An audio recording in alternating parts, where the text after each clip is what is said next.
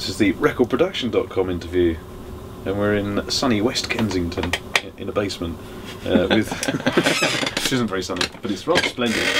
And this is Chris Young. Hello. Morning, Chris. Morning. Well, I'd normally start by asking you to tell us how you got into the business, but you've kind of done that on your website already. But for the benefit of those who haven't seen your website, how did you get into the business? Right, I've been a musician since I was probably about 5 years old, playing keyboards, and I was a brass player as well. Did you have musical parents who encouraged you there? My mum and dad played a little bit of piano, but not to a great extent. There was actually an organ that was at a house when I was young, and I kind of always was just sitting on it and playing, and always getting involved in it. But my parents just said, look, if you want to do this, then we can get you some lessons. So actually that was the first thing I learned, was actually the organ. Wow. Which is kind of a strange. Was it a Hammond B3 or? It wasn't unfortunately as exotic as a B3, but it was just like a standard, two keyboards with pedals, and so I kind of learnt that to start with, and then taught myself. I was playing keyboards and then piano, and then, as I say, I became a brass player. A trombone player. Was there a piano at home as well then, a real piano? No, I got a piano much later. Right. Because I kind of liked, I kind of veered more into that. So you're having organ lessons, were you then? Yeah, when I was about 5 or 6 years old, so it was kind of a strange start to the industry.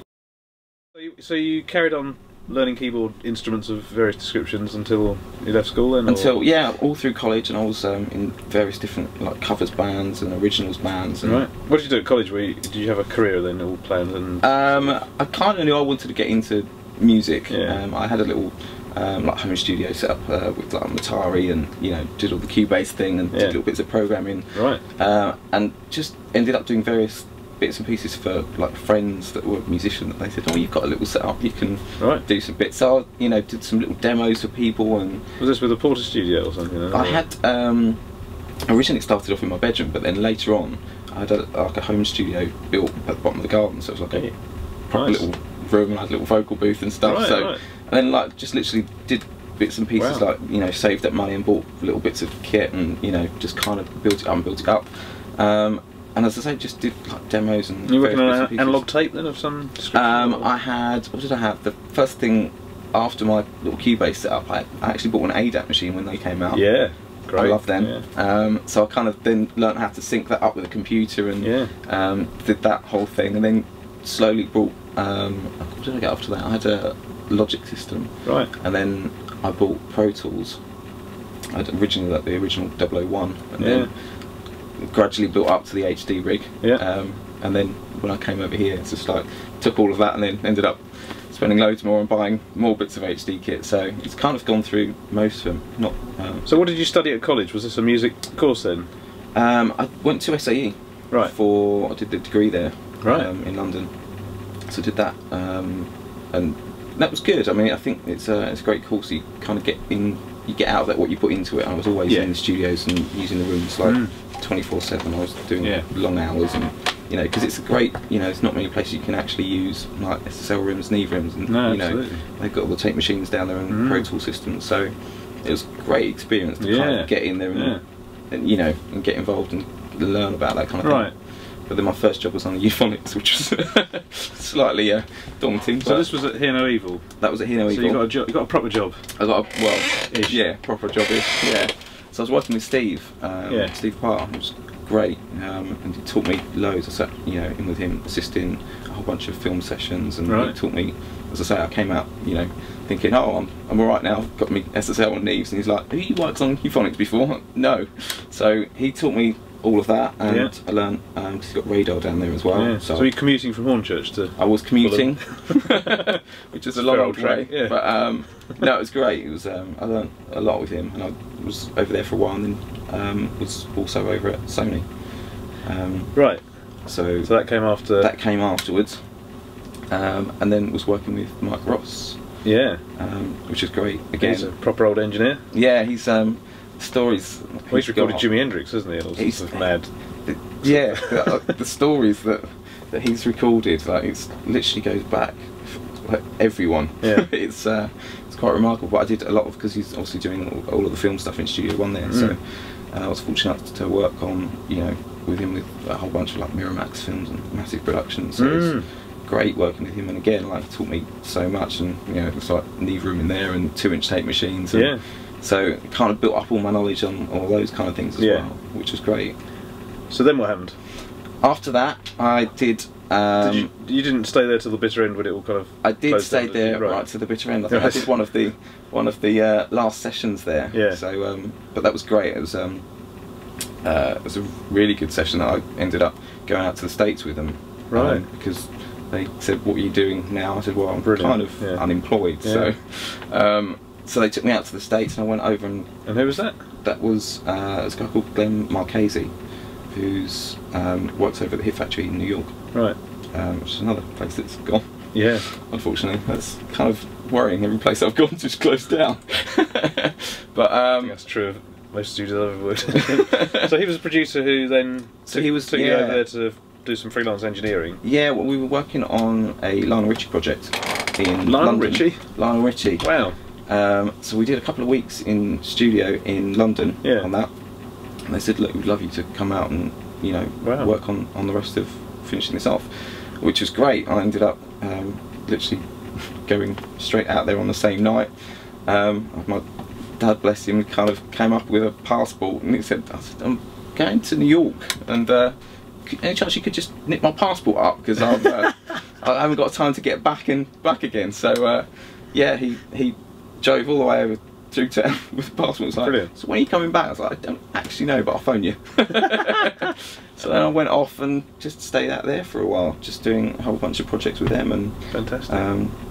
Yeah, we carried on with the Lionel Richie project, but it's a good name to have in your CV. Yeah, it's, that was great. You know, it was really good to be a part of. But yeah, Hit Factory was an amazing studio, and strangely halfway through doing that, they suddenly said, "Oh, we've got to just sort out this other project." Like, okay, fine. And LL Cool J walks in, so we ended up doing some vocals for that as well, which is the most, you know, surreal kind of experience. You don't really expect that to suddenly happen. It's often the way it happens, though, isn't it? Things like that. Yeah, and it's just like not planned, and you know, you end up being part of doing something like that, which is great.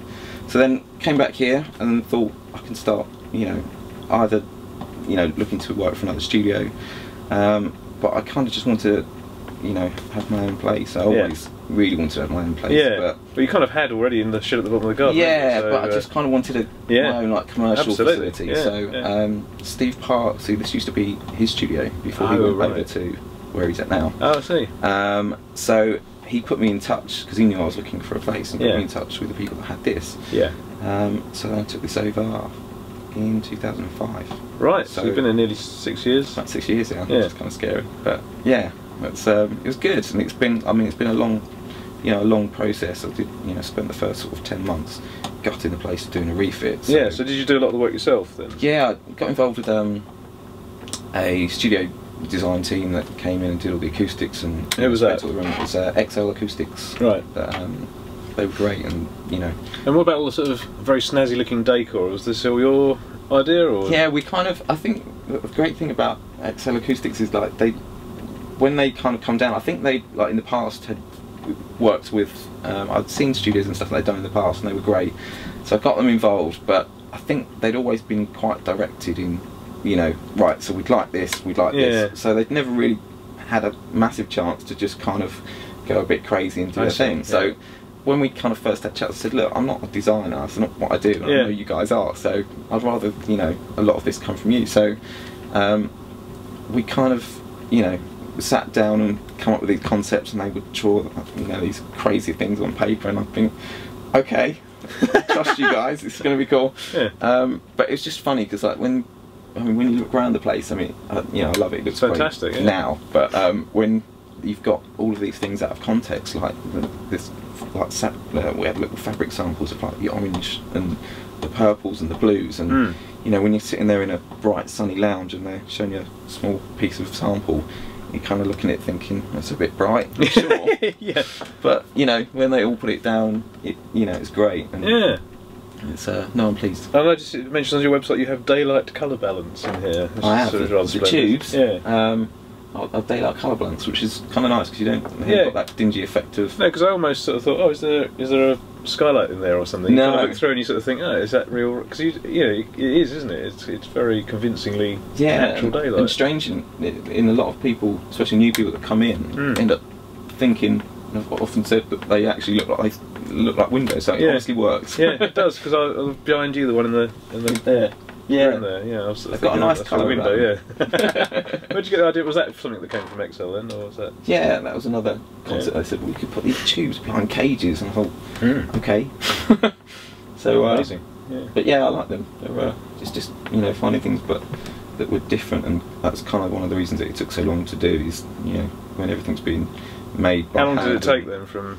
Well, it was probably about 10, 11 months or so of doing it. So, and it was. I remember when the whole room was all plastered up, one thing, and it started to look like a room. I thought, oh, we're good, and then suddenly realised that they were going to put in all the fabrics and the acoustic treatment on the top, and you think it's going to be another couple of months, isn't it? So it was long, but no, I'm pleased. So how did you finance the project then? Are there other investors, or is this purely from your own? All just through myself really, but you know, it's not a kind of massive pot of money. It was just, you know, taking out loans and, you know, getting it set up in a kind of conventional way. But I wanted to do it myself rather than, you know, having a whole team of investors and partnerships and that kind of thing. So no, and I'm glad I did. You know, it's nice to have this as, you know, my own place, because absolutely completely my own boss, which is nice.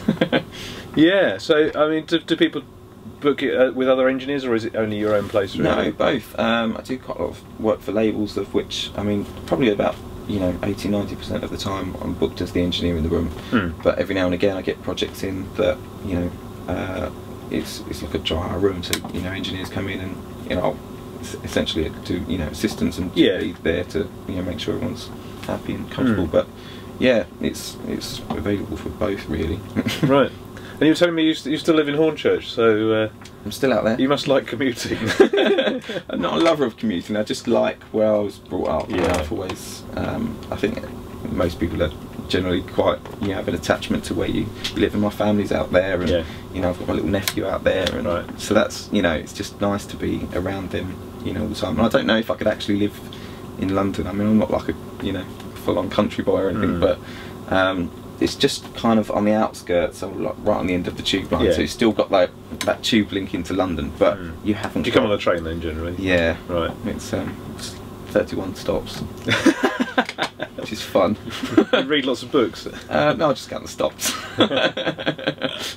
Try and get into sleep on the. You know, can't get a bit of sleep on the train. Well, presumably that kind of concentrates your mind when you are here, because you think, right, I've got so many hours before I've got to get the train back again. And, you know, unlike my situation where I fall out of bed and the studio's there, it's kind of, you know, it's there all the time. I think it's kind of, there is something nice about having that detachment from work and home. Yeah. You know, and I know I mean, it's like an hour and a quarter or so away, but there's something like when I'm home, I'm at home. You do home stuff. I do home things, so you don't have a Digi00. Oh, I have actually got a little studios, but.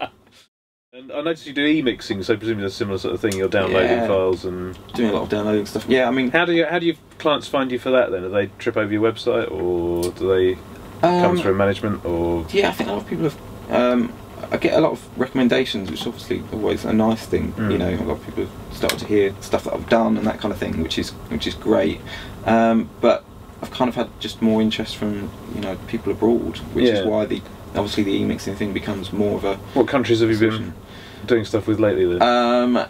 What stuff? I've done some stuff for Norway, some stuff for Spain, some various pieces for the States as well, which is, you know, stuff that's been sent over. So it's just kind of great the way, you know, industries and technologies change, that you can do that now, and people literally just upload you a Pro Tools session, or, you know, parts out or whatever, and you can just sit there and send reference mixes back and stuff, which is good. And is this mainly just mixing, or do you find yourself adding parts and I find myself doing, because I do production as well, so a lot of the time, especially like, you know, drums and that kind of things, I mean, obviously after going through it with whoever's doing it, but, you know, a lot of the time you're kind of given a brief of, you know, we want it to sound like this, or, you know, I try to get, especially when you're doing like a thing online, or, you know, that kind of thing, it's just get them to kind of send me some reference mixes of stuff that they like, you know, be it like, oh, I like the drums of this track, or I like the guitar sound of this, you know. It can be just tiny little things, but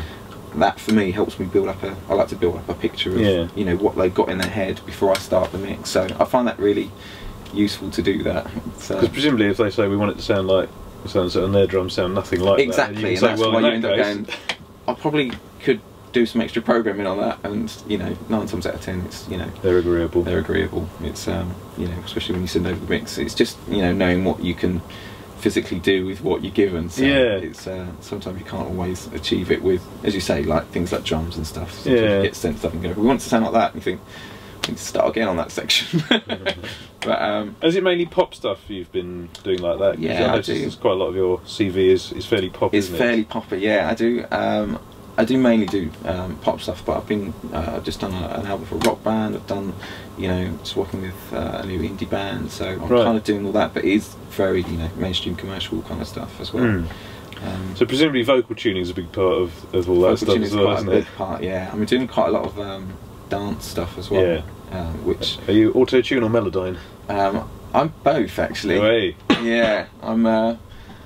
I think I love auto-tune for when you've got clients in the room, because it's something that just fixes little things quickly and gets it sounding great in the room. But just in automatic mode. Yeah, just, you know, just subtly, just tightens things up, and you know, I think that's great for that. But then Melodyne came out, and I kind of got involved in it. I think that's an amazing piece of software for what you can actually do, and I've been surprised on how much you can actually push it and change notes around, and you know, even like pitch things up through Melodyne, and you know, actually it sounds great still. It's so I do actually use both, and obviously you've got the auto-tune effect, which, you know, a lot of dance stuff and pop stuff. So you get into the graphical mode in auto-tune for I've never done the graphical thing in auto-tune. No, I've never understood that. It's just confusing. I'm glad it's not just me. No, every time I've tried to look at that. They keep changing it as well, don't they? Yeah, it's like inventing new tools and have new auto-tune modes. They just keep trying to turn it into Melodyne. Melodyne's great. Yeah. No, it's good. Have you used the DNA thing in Melodyne where you tune notes within chords and all that? Yeah, that's very good. It's I don't use it that much, but I've used it a couple of times when I've had like a little kind of block of like a stereo track that's coming through, and you know, there's little parts that are slightly out, and it works very well. Is that more vocals for you? Yeah. I've no idea how that actually works, but it's clever. It's amazing, it does. Isn't it? Yeah. Excuse me, I'm going to cough now. Edit. I also noticed you can do video work. Have you done much sort of syncing picture things? Yeah, I do. Hence the screen at the back. Yeah, nice looking TV. Yes. Yeah, I do a lot of stuff with Steve Parr as well. Oh, do you? You still work with him? Yeah, I still do quite a lot of work together. We do a lot of TV series and that kind of thing, of tracking up live instruments and working with composers.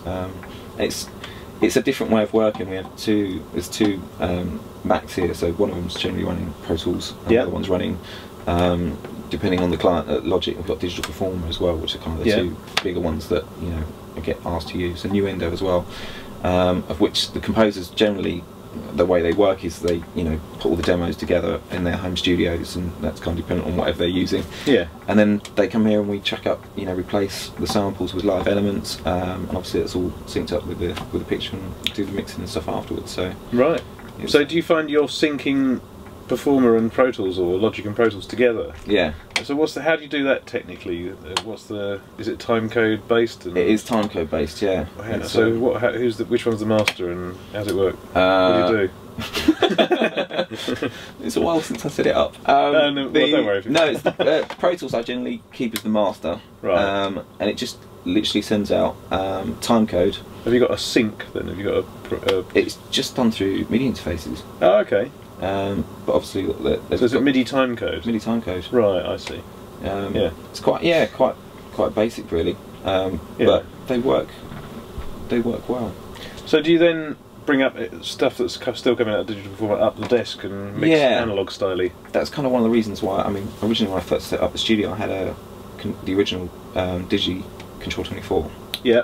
So I was completely Pro Tools, but then ended up doing quite a lot of, you know, film stuff, and because they wanted to do this syncing thing, it became more of an issue. And you know, it was always kind of, you know, developing. You know, I've got a few, you know, real regular clients, which you know, it's certainly worth, you know, gearing up to make sure that they're comfortable and they're happy, because they liked, you know, what I was doing anyway. So it's just kind of trying to make that better. So you know, when I got the SSL, it kind of opened up the whole film. It made me doing the film stuff so much easier, because you've actually got those, you know, you've got a full analog desk.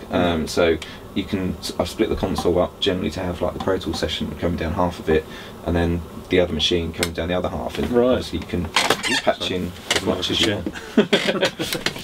So that's, you know, that works really well, and obviously it enables you to do, you know, all the headphone sends and stuff for you musicians by mixing whatever's coming out, because it's generally quite, you know, different for each cue, so it gets quite complex. But no doubt it's easier to set up headphone mixes on there than trying to do it from a computer. Yeah, I have done that in the past, obviously, but it's I mean, I've always liked working on analog desks, so it was nice to, you know, get one after a while. But is there a sonic benefit to it as well, do you think? Yeah, definitely. I mean, I love doing mixing through this. I mean, you know, I know clients come down and, you know, often they've done a lot of production stuff inside the box, and everyone's different. You know, and when I have other engineers using the studio, you know, sometimes they like to work in the box, which is fine, because obviously it's got all the it's switched over as a control surface as well. So, you know, clients can literally just chuck an output out of 2 channels and then switch it over and run it as a control surface.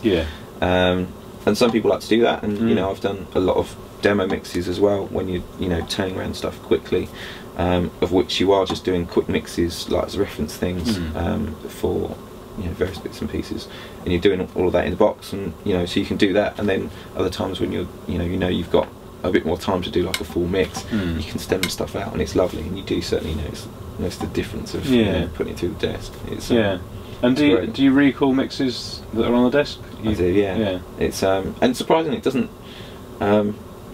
doesn't take as long as you kind of think it does. You've always got, but I think it's because, like, I used to do recalls on G's and K's and stuff, and that's long. You know, you're sitting there for a long time just watching the screen, but it's, you know, it's 24 channels, and it just doesn't take as long. No, you just don't. It's not as. What about your outboard though? Because if you're doing an analog mix, presumably you're plugging in a few reverbs and. Yeah, I mean, I've got TC, which is great. And it's got all its library as well. So on the, I just kind of make notes on the AWS panel, just to, you know, as a way of storing of reference notes and stuff, which is great. So I've got the extract, which is obviously patched. So behind me. So that's just all the dynamics channels, right? So I've got, you know, 8 channels of dynamics on there, and 2 that are in the desk. So I just literally make some quick notes inside the software to save up, you know, the patching that went on, and, you know, basically the preset that was used on, you know, any reverbs and that kind of thing, and then just save that. Because the extract stores loads of settings, doesn't it? The funny thing is, I didn't know the extract did the recall until I had one. I thought, oh, that's good, because I saw the connection on the back, and then because I just didn't really pay attention, because I like the sound of those dynamics, which is kind of why I bought it. But then I suddenly opened up the manual and then saw that there's a connection to hook it up to the desk. So when you hit recall, you can actually join it. So when you hit save on the desk, it's like the connection that's for slaving them together. That one. So if you've got like loads of them, I think you can just daisy chain them out together. That's which is check with the man from SSL. That's been okayed. Well, how marvellous. Yes, so that was a good little feature. Very clever. And you worked with this Japanese artist, Nami Muro. Nami? I think it's Nami Muro. Sorry if it's not. Was that done here? No, the track. It was actually a track that I wrote here. I started off, but I did a writing session with as a production team called Design Music, which are based out in Norway. And then we were out there doing I was out there for a couple of weeks doing some writing with them. Was that for a particular project, or that actual song wasn't? It was just an idea that kind of came up, and I'd kind of been sitting around for a while, and I kind of thought, it's cool. I like it, but I didn't really, you know, those ideas that you kind of put aside. I think, oh, something will happen with that at some point. But then we was kind of playing through different tracks and stuff together. And I said, oh, I'll go back to that one. So I played it, and we ended up working on that track together. And then it got placed on this project out in Japan, which is amazing. I mean, it's like strange that you kind of get into your head that you've kind of started a track over here and then gone over to Norway and done some more work on it, and all of a sudden it's, you know, it's been played. And how did that happen then? Was it? It's all done through. It was all published through Universal Music. So right. So they obviously had all the contacts and knew of the pitch that was coming in, and they said, "Oh, we've got it placed on the song, and it's going to be a single." And next thing you know, you got all these YouTube videos of her in concert, and like tens of thousands of people just singing this song. It's brilliant. Just, so you didn't record it then with the? Not with the artist. No, we did all the production on the track. And, so they took your original writing multi-track. Yeah, and then literally tracked her out there. Right. So then we had this version of the song, obviously in Japanese. Yeah. Like some parts are still in English. But, yeah. How peculiar. Yeah. Kind of strange hearing a song. So have you ever met the artist then? No, I haven't. Right. It'd be lovely to go out there. Yeah. But I saw all the tour and stuff, and they opened up the show with this tour. But I mean, I think she's on like her 9th album. Yeah. I mean, so she's a big artist. Then. Yeah, I think she's kind of like the Britney Spears of Asia. And it was like the first single off the album. Yeah. So, it was, I mean, they sold loads. I mean, so it's made you a couple of quid then. It's made about a couple of quid. Excellent. So yeah, it's done. I think it's gone over 1 million sales now. Yeah. I think, I don't know what the actual number is, but they've certainly shifted a lot out there, which is great. So are you signed for publishing then? Do you have an ongoing actually publishing sorting that out at the moment. Oh, I see. So, yeah. Because I'm going to be with Universal, which is great. Because I've been working with them for the past quite a lot for the past sort of like 6-9 months or so. Right. Was it Merry Star Publishing? What's that then? Is it your website? Yeah, Merry Star's part of Universal. Oh, I see. So been working with them a lot recently. They've been hooked me up with co-writing sessions and pushed So when you do a co-writing session, does that happen here or does that happen? Yeah, most of them happen here, but I've gone off for writing trips in different places and different studios and all sorts of places. I just did a writing trip out in LA as well, which was great. So it was kind of strange the first time I suddenly realised I didn't have a studio, so I had to find a studio, which was quite funny. But how does that work though? If somebody comes here, do you charge for the studio to the publishing company, or does it kind of just the writing thing's different? I mean, it's a lot of the time you're literally writing for pitches, so you kind of you have to swallow that a bit. Yeah, a lot of the time it's unless it's like set up as a proper camp where there's lots of people coming down and it's like an organised thing where they need an actual space. Other than that, it's speculation. Yeah, there's a lot of that kind of work in it. Yeah. Obviously but you've got a fairly good hit rate, it seems. So yeah, it's going well. So it's worth spending the time, isn't it? Yeah, it's good. Is it not difficult to balance that if you've got people wanting to book you as an engineer? Yeah, well, that was kind of one of the reasons why I ended up setting another little studio up at home. So when there's a session in here with another engineer, can you sit upstairs on your laptop writing stuff? I have done that as well.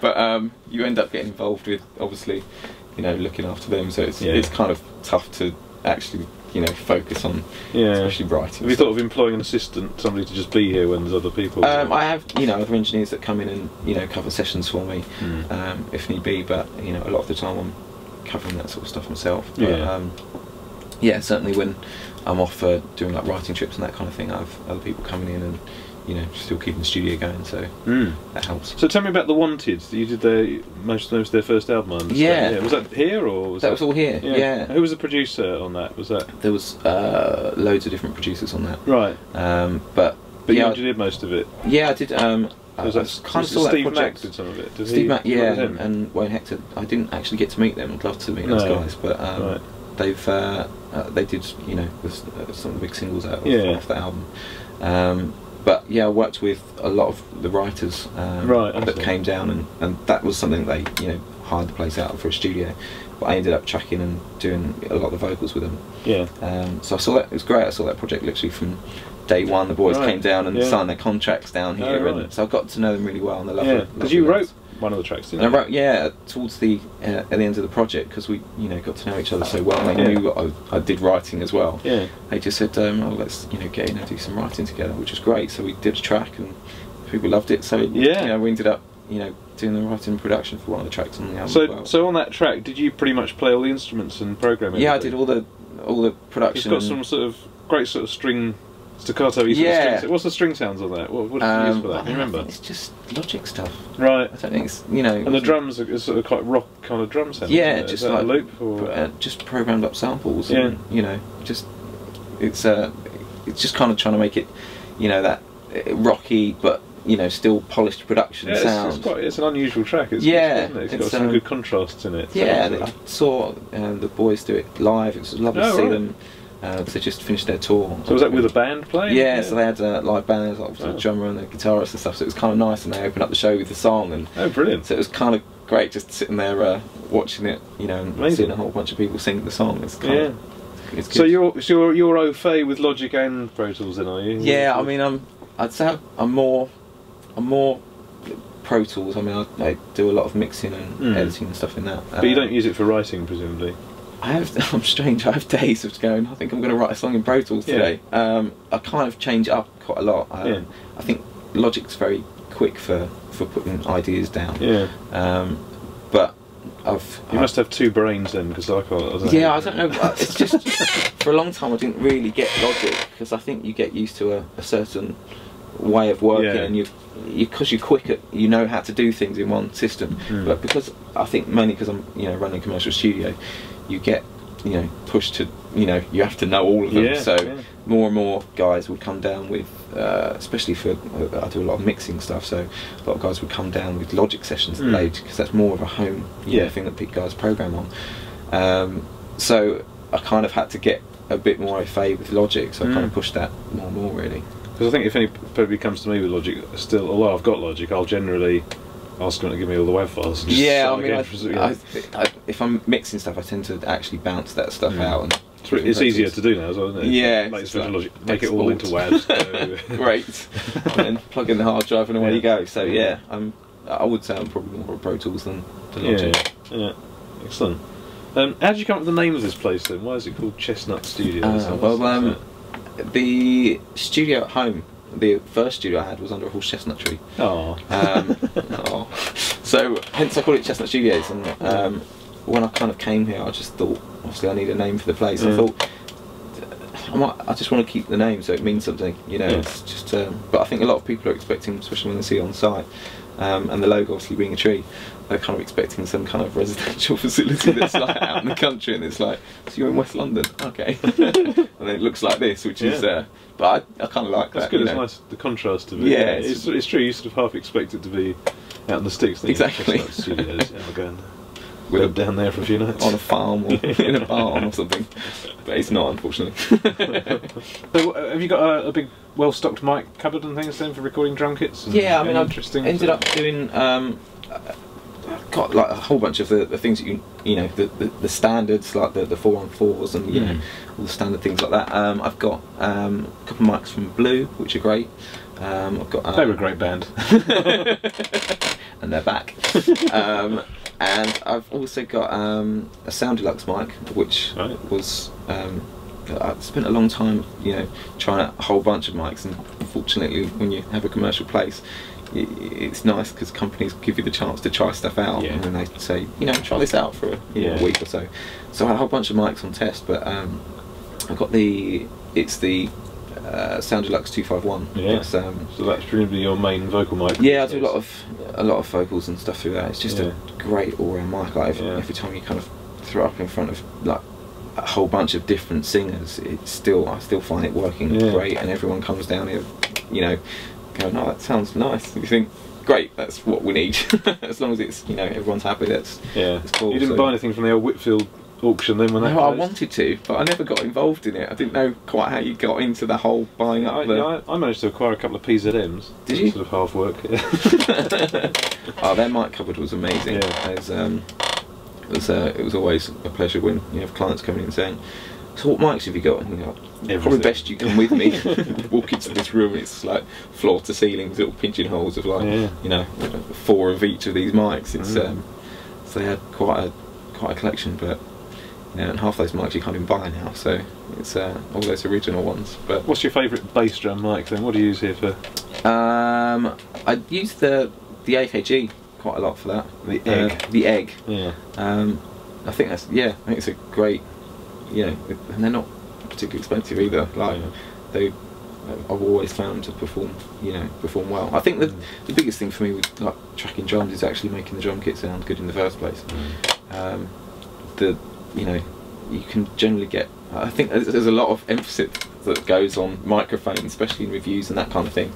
And it kind of, I know there's a lot of, you know, like new engineers that are coming in thinking that, oh, I need to buy all these microphones, but I think there's a lot to be said by actually making the drum sound good in the first place. And you know, if a drum's ringing out, you know, let's try and make that sound good in the room while you're standing there, rather than, you know, trying to fix that all with mic placement. And you know, obviously that plays a big part in it as well, but I'm a kind of big fan of getting things to sound right to start with, and then Are you good at tuning drums then? I don't know. You learn over the years. I mean, I'm not a drummer, but you certainly learn over the years all the techniques for, you know, doing like technical things with guitars and drums and cabs. If you've got a band in, do you have them all set up playing live, or do you? To be honest, everyone's different. You know, have you got enough spaces to put amps in rooms and things? Yeah, there's a couple of isolation booths. So if people do want to play all at once, I'll often have the drums out in the main live area and put the cabs in booths, so you get isolation. You know, still there's tie lines everywhere, so you know I can have all the guitarists actually in the room with the drummer, so everyone's playing together, but you've got the the cabs and stuff away. So that works really well. But you know, it depends. I mean, I tend to, you know, do what the bands are more comfortable with. You know, some people like to just chuck up drums and bass and want to concentrate on that. It's fine. I mean, from a recording point of view, it's nice to be flexible. You can do both ways, but I think again, it's, you know, making the band comfortable with what they want to do tends to get the best results out of them. And, you know, some bands like to all play together, so if that's what's going to make them play better, let's do that.